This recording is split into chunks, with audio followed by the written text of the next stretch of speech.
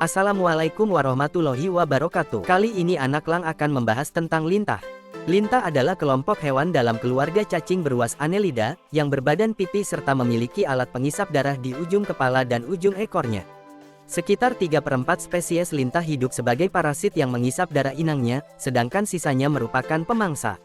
Secara taksonomi, hewan ini dikelompokkan sebagai subkelas Hirudinea. Hewan ini berkerabat dengan Oligochaeta, seperti cacing tanah, yang sama-sama memiliki tubuh lunak, berotot, beruas, dapat memendek serta memanjang, memiliki klitelum, serta bersifat hermafrodit. Lintah dibedakan dari kerabatnya tersebut oleh kedua alat pengisapnya, serta oleh ketaksesuaian antara cincin-cincin tubuh luarnya dengan ruas-ruas tubuh dalamnya. Tubuhnya berotot dan relatif padat. Berbeda dengan Annelida lainnya yang memiliki selom rongga tubuh berukuran besar, selom lintah telah berubah menjadi saluran-saluran kecil. Kebanyakan lintah hidup di habitat air tawar, sementara sebagian kecil hidup di darat atau di air laut. Spesies yang paling umum dikenal di antaranya adalah lintah medis Hirudomedicinalis, yang bersifat hematofagus pemakan darah. Spesies ini melekatkan pengisapnya di tubuh inang, lalu mengeluarkan senyawa peptida bernama hirudin untuk mencegah penggumpalan darah sebelum mengisapnya. Spesies ini memiliki rahang untuk menembus kulit inangnya, sedangkan sebagian spesies lain memiliki probosis semacam belalai, yang dapat dijulurkan dan menusuk kulit seperti tombak. Sebagian kecil spesies lintah tidak mengisap darah tetapi memangsa hewan-hewan avertebrata kecil. Lintah berkembang biak dengan bertelur dan menyimpan telur-telurnya dalam sarung khusus. Lintah air tawar biasanya melekatkan telur ini ke suatu benda di bawah permukaan air. Salah satu kelompok lintah air tawar, Glossophonindae, mengerami telurnya. Lintah darat sering meletakkan sarung telurnya di tempat tersembunyi di bawah kayu, dalam celah-celah, atau di tanah yang lembab. Hampir 700 spesies lintah telah diketahui, sebagian besar lintah hidup di air tawar, selebihnya sekitar 100 hidup di air laut dan sekitar 90 hidup di darat. Ilmu pengobatan di berbagai budaya sejak zaman kuno, lintah umum digunakan untuk mengisap darah pasien. Dalam bidang kedokteran modern, penggunaan lintah dibatasi untuk mengobati beberapa penyakit sendi seperti epikondilitis dan osteoartritis, varikosa, dan untuk pemulihan setelah bedah mikro. Hirudin yang dihasilkan lintah digunakan sebagai obat antikoagulan untuk menyembuhkan beberapa kelainan terkait penggumpalan darah. Lintah terkecil memiliki panjang 1 cm, sedangkan lintah terbesar, yaitu lintah raksasa Amazon, Haementria gilliani, dapat mencapai panjang 30 cm. Lintah dapat ditemukan di seluruh benua, kecuali Antarktika. Tetapi paling banyak ditemukan di danau-danau dan kolam-kolam di daerah beriklim sedang di paruh bumi utara. Kebanyakan lintah air tawar lebih menyukai daerah pinggir danau atau kolam yang tenang, dangkal, dan ditumbuhi tumbuhan, atau genangan dekat sungai atau aliran air lambat, dan hanya sedikit yang mampu bertahan di air deras. Lintah dapat ditemui dengan kepadatan tinggi di tempat-tempat yang cocok. Beberapa spesies melakukan estivasi tidak aktif atau dorman pada musim kemarau, dan mampu bertahan hidup walaupun kehilangan 90% bobot tubuhnya. Di antara lintah air tawar terdapat kelompok Glossophonindae, hewan yang berbentuk pipih dan bertindak sebagai parasit di tubuh hewan seperti kura-kura, dan merupakan satu-satunya hewan Annelida yang mengerami telurnya dan membawa anak-anaknya di bagian bawah tubuhnya. Anggota kelompok lintah darat Haemadipsidae umumnya merupakan hewan asli daerah tropis dan subtropis, sedangkan kelompok Hirudinidae yang hidup di air memiliki jangkauan yang lebih luas di seluruh dunia. Kedua kelompok ini memperoleh makanannya dari mengisap darah mamalia, termasuk manusia. Kelompok paling tua dalam Annelida adalah Polychaeta, yang terbentuk melalui evolusi pada zaman Kambrium dan banyak ditemukan di Serpih Burgess sekitar 500 juta tahun lalu. Oligochaeta berevolusi dari Polychaeta dan kelompok lintah berevolusi dari Oligochaeta. Spesies-spesies Oligochaeta maupun lintah tidak memiliki bagian keras sehingga jarang menjadi fosil. Fosil lintah tertua yang ditemukan berasal dari zaman Jura sekitar 150 juta tahun lalu, tetapi sebuah fosil hewan Annelida yang tampaknya memiliki sebuah pengisap berukuran besar ditemukan di Wisconsin pada tahun 1980-an. Jika fosil ini berasal dari seekor lintah, hal ini mengindikasikan adanya riwayat evolusi kelompok ini sejak sekitar 437 juta tahun lalu, yaitu pada zaman Silur. Semua anggota kelompok lintah menunjukkan kemiripan sangat tinggi dalam morfologinya, dan sangat berbeda dari anggota Annelida lainnya yang umumnya berbentuk silinder dengan selom rongga tubuh tunggal berisi cairan. Dalam tubuh lintah, selom telah berubah menjadi 4 saluran yang membujur di tubuhnya, dan bagian dalam tubuhnya berisi dermis yang padat yang memisahkan organ-organ. Umumnya tubuh lintah berbentuk pipi di lokasi dorsal punggung dan ventral perut dan mengecil di ujung anterior, depan, dan posterior belakang ekor. Selain otot-otot longitudinal, membujur, dan sirkular, melingkar, di dinding tubuh, lintah juga memiliki otot diagonal yang membuatnya mampu melenturkan tubuhnya dalam berbagai bentuk. Kebanyakan lintah memiliki pengisap di ujung anterior kepala dan posterior ekor, tetapi sebagian lintah primitif hanya memiliki satu pengisap di ekor. Seperti anggota Annelida lainnya, lintah adalah hewan beruas, tetapi ruas-ruas tubuh lintah tertutup oleh anulus atau cincin di bagian luar tubuhnya. Permukaan tubuh lintah terbagi menjadi 102 cincin, sedangkan tubuhnya hanya memiliki 33 ruas. 5 ruas terdepan digolongkan sebagai kepala, tempat beradanya otak anterior, oselus dorsal, mata sederhana, serta pengisap di bagian ventral. Sebanyak 21 ruas selanjutnya merupakan pertengahan tubuh, yang masing-masing memiliki ganglion saraf, dan secara keseluruhan memiliki organ reproduksi, gonopori, yaitu sebuah organ betina serta testis sebanyak 9 pasang. 7 ruas terakhir ditempati otak posterior dan melebur bersama membentuk pengisap bagian ekor. Dinding tubuh lintah terdiri dari sebuah lapisan kutikula kulit ari, sebuah lapisan epidermis kulit luar, dan sebuah lapisan tebal yang terdiri dari jaringan ikat berserat yang juga ditempati otot-otot sirkular, diagonal, dan longitudinal. Lintah juga memiliki otot dorsoventral. Lintah memiliki 10 hingga 17 metanefridium, sejenis organ ekskresi, di bagian pertengahan tubuh. Umumnya, kotoran dari organ-organ ini mengalir lewat sebuah saluran menuju sebuah kandung kemih, lalu dibuang melalui sebuah bukaan yang disebut nefridiopori.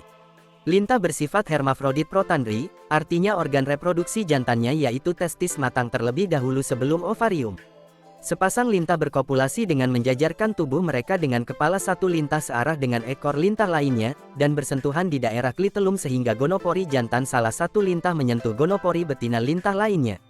Sebagian lintah tanpa rahang, Rhincopdelida, dan lintah tanpa proboscis, Rhincopdelida, tidak memiliki penis sehingga berkopulasi dengan suntikan hipodermik.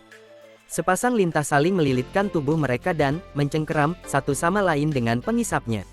Sebuah spermatofora disuntikkan dari salah satu lintah melalui integumen lintah lainnya, biasanya di daerah klitelum. Sperma kemudian dilepas dan mengalir menuju kantong telur, kadang melalui saluran pengganti selom maupun melalui jalur jaringan-jaringan khusus. Sekian waktu setelah kopulasi, lintah mengeluarkan telur-telur yang kecil dan relatif tanpa kuning telur. Dalam kebanyakan spesies, sebuah sarung yang berisi albumin disekresikan oleh klitelum dan diisi satu atau banyak telur saat melewati gonopori betina. Lintah air menempatkan sarung ini di sebuah benda yang tenggelam di bawah air, sedangkan lintah darat menempatkannya di bawah batu atau di tanah yang lembab.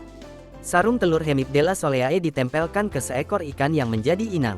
Kelompok Glossifoniidae mengerami telurnya dengan menempatkan sarung telur di permukaan substrat dan menutupinya dengan bagian ventral tubuhnya, atau dengan melekatkan sarung telur ke permukaan perutnya. Kelompok ini bahkan menggendong anak-anaknya yang baru lahir untuk mencari makanan pertamanya. Saat musim kawin, kebanyakan lintah air laut meninggalkan inangnya dan hidup bebas di kawasan estuari. Lintah-lintah tersebut mengeluarkan sarung telurnya di sana, induknya mati setelah itu, dalam kebanyakan spesies. Saat telurnya menetas, anak-anak lintah mencari calon-calon inang saat mereka mendekati pantai. Kebanyakan lintah memiliki daur hidup tahunan atau setengah tahun. Sekitar 3/4 spesies lintah bersifat parasit yang mengisap darah inangnya, sedangkan sisanya merupakan predator. Sebagian lintah memiliki faring yang dapat dijulurkan, yang disebut proboscis atau belalai, dan sebagian lain memiliki faring yang tidak dapat dijulurkan, yang kadang dilengkapi rahang. Lintah tanpa proboscis dapat memiliki rahang di bagian depan mulutnya, dan memiliki 3 gigi yang membentuk sebuah sudut tertentu. Saat mengisap darah, ketiga gigi ini menusuk kulit inang, menorehkan bekas berbentuk huruf Y. Mulut lintah berada di bagian ventral di ujung anterior. Mulut ini terhubung dengan faring, esofagus, tembolok pada beberapa spesies lambung, dan usus belakang yang terhubung dengan anus yang terletak di atas pengisap ekor. Seekor lintah medis dewasa dapat mencukupi kebutuhannya dengan hanya mengisap darah 2 kali setahun, dan membutuhkan waktu berbulan-bulan untuk mencerna darah yang diisapnya. Lintah predator memiliki tubuh yang mirip, tetapi banyak yang memiliki sebuah proboscis alih-alih rahang. Proboscis ini normalnya disimpan di dalam mulut, dan digunakan untuk menyerang mangsa seperti sebuah tombak. Mangsa tersebut kemudian diisap dan ditelan bulat-bulat. Sebagian Rhincopdelida mengisap jaringan-jaringan lunak mangsanya sehingga dapat dikatakan bersifat pertengahan antara predator dan pengisap darah. Sistem saraf lintah terdiri dari beberapa sel saraf berukuran besar sehingga banyak digunakan sebagai organisme model untuk penelitian sistem saraf avertebrata. Berbagai spesies lintah memiliki antara 2 hingga 10 alat penglihatan sederhana yang disebut oselus bintik pigmen, tersusun berpasangan di bagian depan tubuhnya. Selain itu ada papila indera yang tersusun dalam sebuah barisan di sebuah anulus di setiap ruas. Setiap papila mengandung banyak sel indera. Sebagian lintah Rhincopdelida memiliki kemampuan mengganti warna secara drastis dengan memindahkan pigmen di sel-sel kromatofora.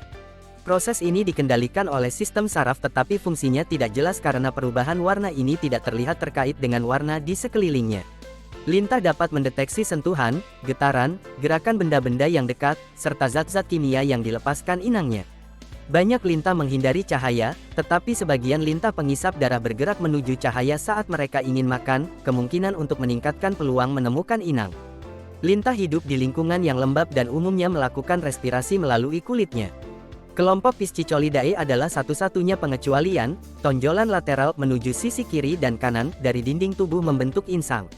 Sebagian anggota Rhincopdelida memiliki pigmen hemoglobin di luar sel yang mampu mengangkut oksigen, tetapi ini hanya mencukupi untuk setengah dari kebutuhan pengangkutan oksigen di tubuh lintah, sementara sisanya terjadi melalui difusi. Lintah bergerak menggunakan otot longitudinal dan sirkularnya, dan gerakannya merupakan adaptasi dari gerakan peristalsis yang ada pada annelida lain seperti cacing tanah, yaitu mendorong diri sendiri dengan cara berseling mengontraksikan, menegangkan dan memendekkan, lalu memanjangkan bagian tubuhnya. Lintah menggunakan kedua pengisapnya, yang terletak di ujung depan dan ujung ekor tubuhnya untuk bergerak ke depan dengan bergelung.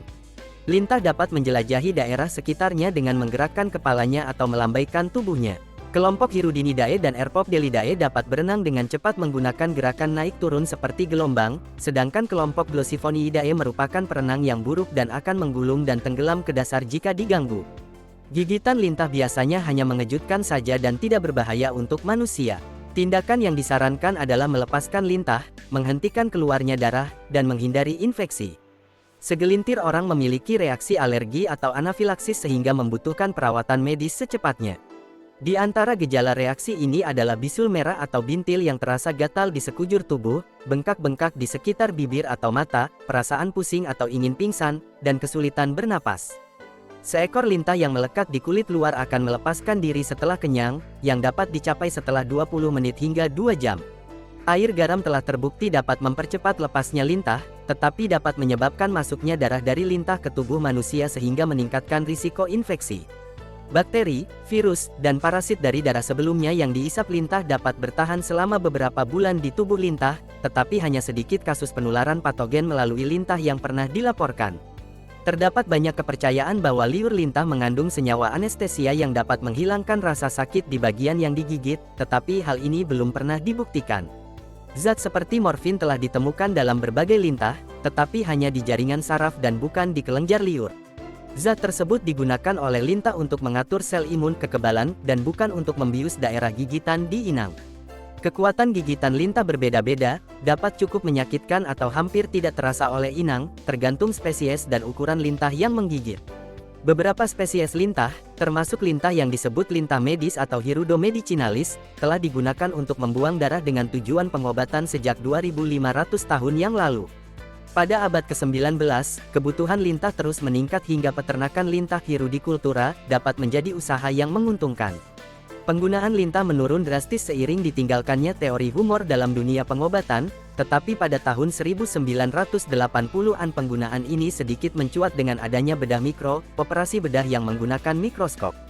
Operasi ini dapat menyebabkan penyumbatan pembuluh darah akibat kurangnya penyaluran darah. Lintah dapat digunakan untuk mengurangi pembengkakan di jaringan dan membantu penyembuhan, terutama untuk mengembalikan aliran darah setelah bedah mikro untuk memasang kembali anggota tubuh yang lepas.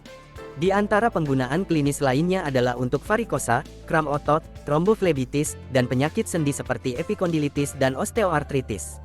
Cairan sekresi lintah mengandung beberapa zat bioaktif dengan efek anti radang, antikoagulan, dan antimikroba.